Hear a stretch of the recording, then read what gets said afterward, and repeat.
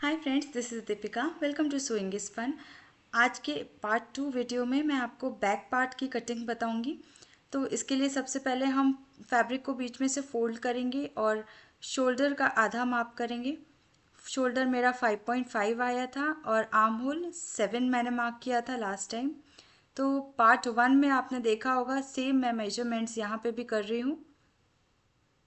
अब यहाँ से एक कॉर्नर बना लेंगे और यहाँ पे 0.75 ऑलमोस्ट पर एक मार्क ड्रॉ करेंगे। शोल्डर ड्रॉप 1 इंच और इन दोनों का हाफ पॉइंट बीच में। इस लाइन पर हम अपना चेस्ट मेजर करेंगे।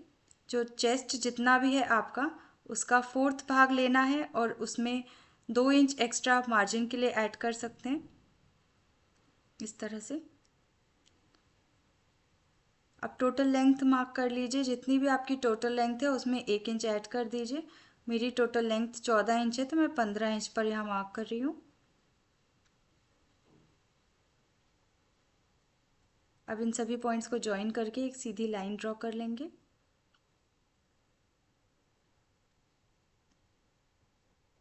अब यहाँ पे हमें अपना वेस्ट मेजर करना है। तो वेस्ट का फोर्थ भाग मेरा आता है 8 और इसमें मैं 2 इंच ऐड कर रही हूँ डार्ट के लिए और 2 इंच ऐड कर रही हूँ मार्जिन के लिए।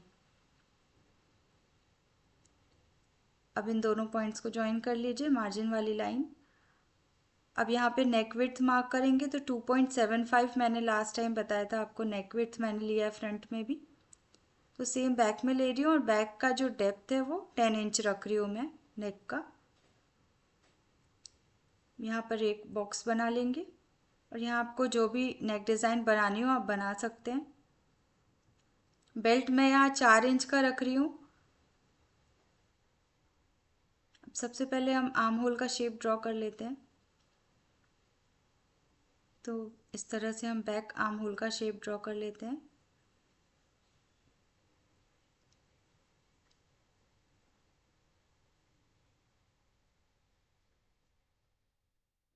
यहाँ से शोल्डर ड्रॉप को भी मेजर कर लेते हैं। और 4 इंच का बेल्ट है तो मैं 5 इंच ले रही हूँ क्योंकि हाफ इंच स्टिचिंग में जाएगा। अब यहाँ पर एक सीधी लाइन ड्रॉ कर लेते हैं और इस लाइन से 1.5 इंच अंदर की तरफ, आपको जितना भी यहाँ गैप रखना हो, मैं यहाँ पे 1.5 इंच रख रही हूँ। और यह इसी पॉइंट से ऊपर 2 इंच की तरफ एक और डॉट लगाएंगे।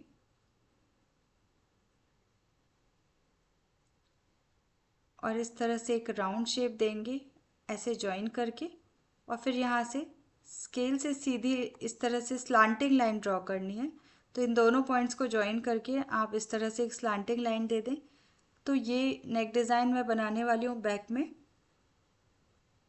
तो जितना भी आपको चौड़ा या ब्रॉड चाहिए या सकरा चाहिए, जितना भी आपको ओपन चाहिए बैक का नेक, आप इस तरह से रख सकते हैं।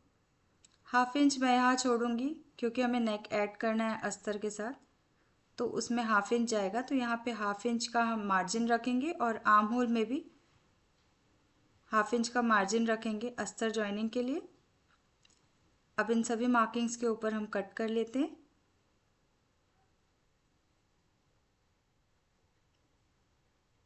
अगर आपने फ्रंट पार्ट का वीडियो नहीं देखा है तो ऑलरेडी अपलोडेड हो चुका है। आप प्रिंसेस कट का फ्रंट पार्ट देख सकते हैं जिसमें मैंने डीप वी नेक का पैटर्न बताया हुआ है और उसी का ये बैक पैटर्न है।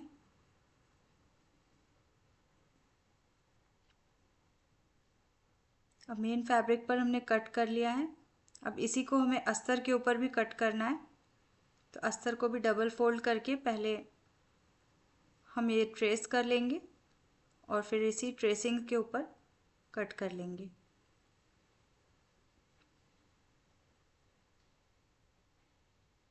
प्रिंसेस कट की ड्राफ्टिंग की वीडियो भी मैंने ऑलरेडी शेयर की हुई है, तो आप वो भी एक बार और रेफ़र कर सकते हैं अगर आपको समझ में नहीं आ रहा है कि मैंने कैसे मेजरमेंट्स लिया है।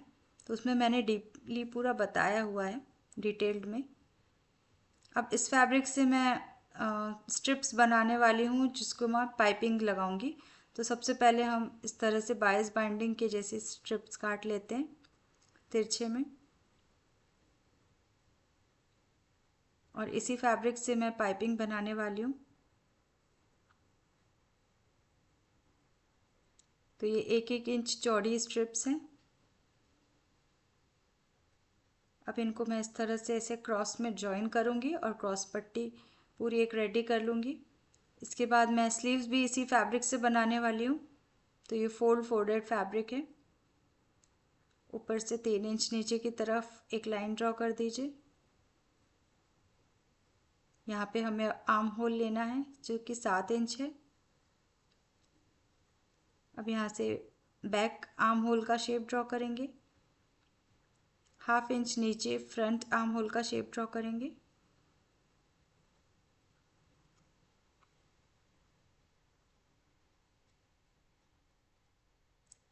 अब टोटल लेंथ में 6 इंच ले रही हूँ तो 1 इंच मैंने एक्स्ट्रा लिया, 7 इंचेस। अब यहाँ पे आर्म राउंड का हाफ मार्क करेंगे और इन दोनों पॉइंट्स को ज्वाइन करके 1.5 इंच की मार्जिन रख के इन दोनों पॉइंट्स को भी ज्वाइन कर लेंगे। अब स्लीव्स की कटिंग कर लेते हैं 2 लेयर लेके। अब फ्रंट आर्म होल की कटिंग कर लेते हैं। तो स्लीव्स की कटिंग हो चुकी है। अब मैंने अस्तर के ऊपर ये फैब्रिक रखा हुआ है और इसको अच्छे से सेट करके पहले हम बेल्ट हटा देते हैं, क्योंकि बेल्ट में हमको पाइपिंग लगानी है। अगर आप पाइपिंग नहीं लगाना चाहते तो ये स्टेप आप स्किप कर सकते हैं। अब पीछे की तरफ मैं हुक देने वाली हूँ, तो इसलिए मैं बीच में से इसे कट कर रही हूँ। अब हुकाई पट्टी के लिए मैंने यहाँ पे पट्टियाँ काट ली हैं, 4 इंच चौड़ी और 7 इंच लंबी, और वो 2 इंच चौड़ी थी। तो ये आई के लिए हमें चौड़ी पट्टी लगानी पड़ती है, क्योंकि आधा इंच बाहर की तरफ जाती है आई पट्टी। तो जैसा आप देख सकते हैं सामने, मैं बैक पार्ट में आई पट्टी अटैच कर रही हूँ। इस तरह से डबल फोल्ड करके एक और बार सिलाई दे दें।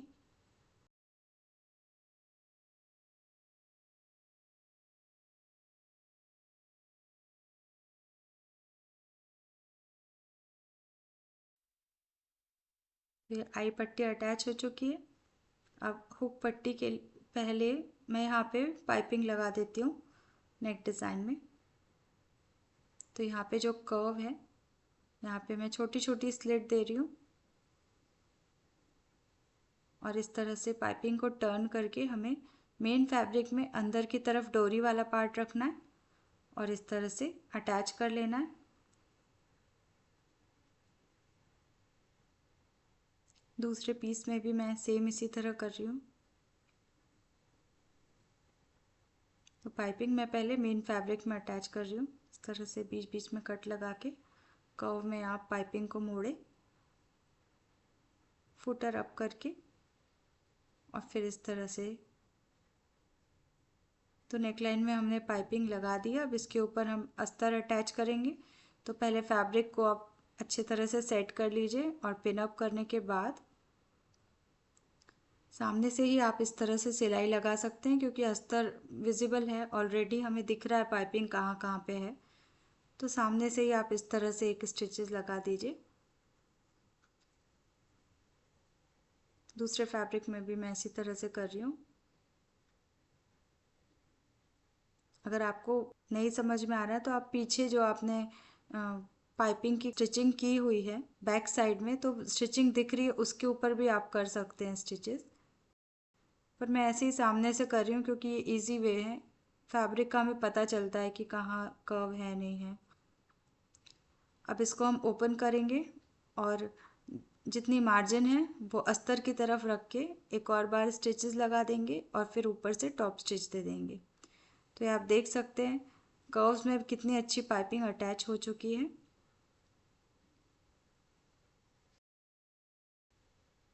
अब मैं यहाँ टॉप स्टिच दे देती हूँ, जिससे कि हमारी नेक डिज़ाइन में और अच्छी फिनिशिंग आएगी।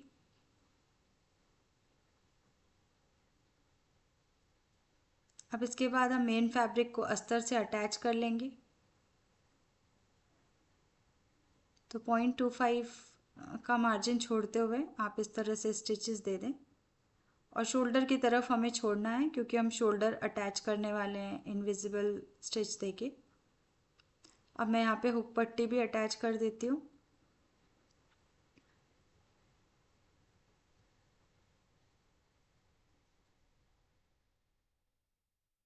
इसको एक बार और मोड़ के अंदर की तरफ इस तरह एक्स्ट्रा फैब्रिक को कट करके बचे हुए फैब्रिक को हम मोड़ देंगे और इस तरह से एक बार और स्टिचेस देके ये हमारी हुक पट्टी पे अटैच हो चुकी है। अब इस वाले पीस को भी हम मेन फैब्रिक और अस्तर को ज्वाइन कर लेंगे 0.25 की डिफरेंस छोड़ते हुए।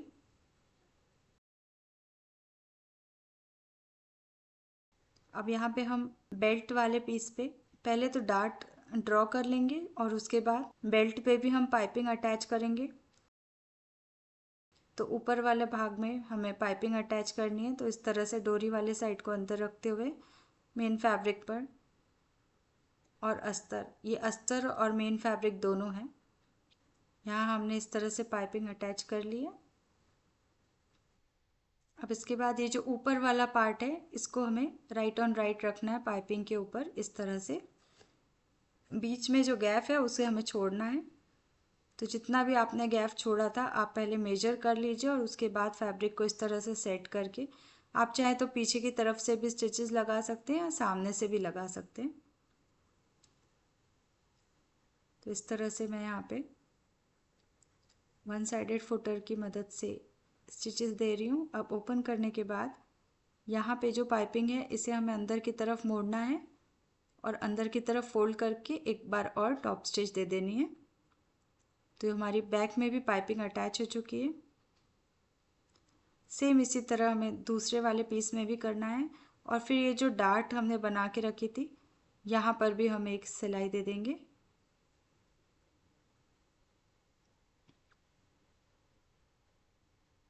आप देख सकते हैं पाइपिंग को अंदर की तरफ एक बार मोड़ रही हूँ मैं और उसके बाद फिर एक और बार टॉप स्टिच देके ये सेकेंड पार्ट में भी हमने पाइपिंग अटैच कर ली है, इसमें भी मैं डार्ट दे देती हूँ।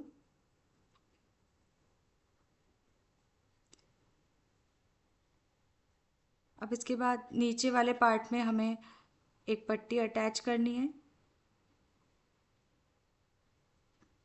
तो 1.5 इंच चौड़ी आप एक पट्टी लेके इस तरह से जैसे आप देख रहे हैं इसमें अटैच कर दीजिए नीचे और फिर उसे अंदर की तरफ फोल्ड करके एक और बार टॉप स्टिच देकर तो ये हमारा बैक वाला भाग जो है वो प्रिपेयर हो जाएगा।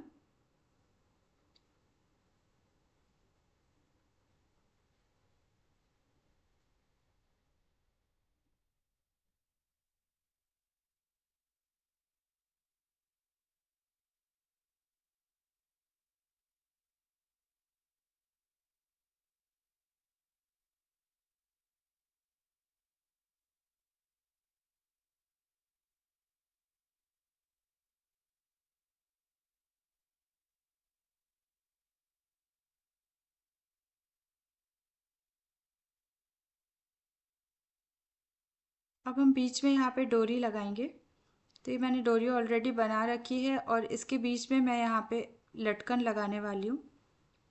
तो मेरे पास कुछ लटकन रखी हुई थी तो मैं इसी को यूज़ कर रही हूँ। आप चाहें तो फैब्रिक से भी लटकन बना सकते हैं।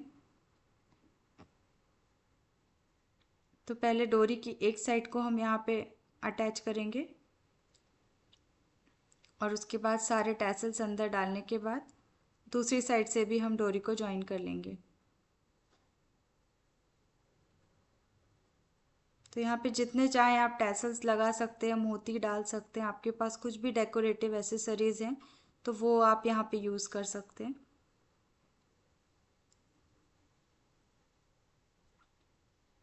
तो ये हमारा बैक पार्ट बनकर रेडी हो चुका है। आप देख सकते हैं बहुत ही अच्छी बढ़िया फिनिशिंग आई हुई है। अब हम अपना फ्रंट पार्ट अटैच करेंगे, तो दोनों को सीधी साइड अंदर की तरफ रखना है और पहले हम शोल्डर ज्वाइन करेंगे। तो इस तरह से मैंने शोल्डर ज्वाइन किया हुआ है, आप देख सकते हैं। ऐसे शोल्डर ज्वाइन करने के लिए पहले आप ऊपर से शोल्डर को इक्वल कर लीजिए और इसके बाद फैब्रिक के साथ फैब्रिक स्टिच करना है और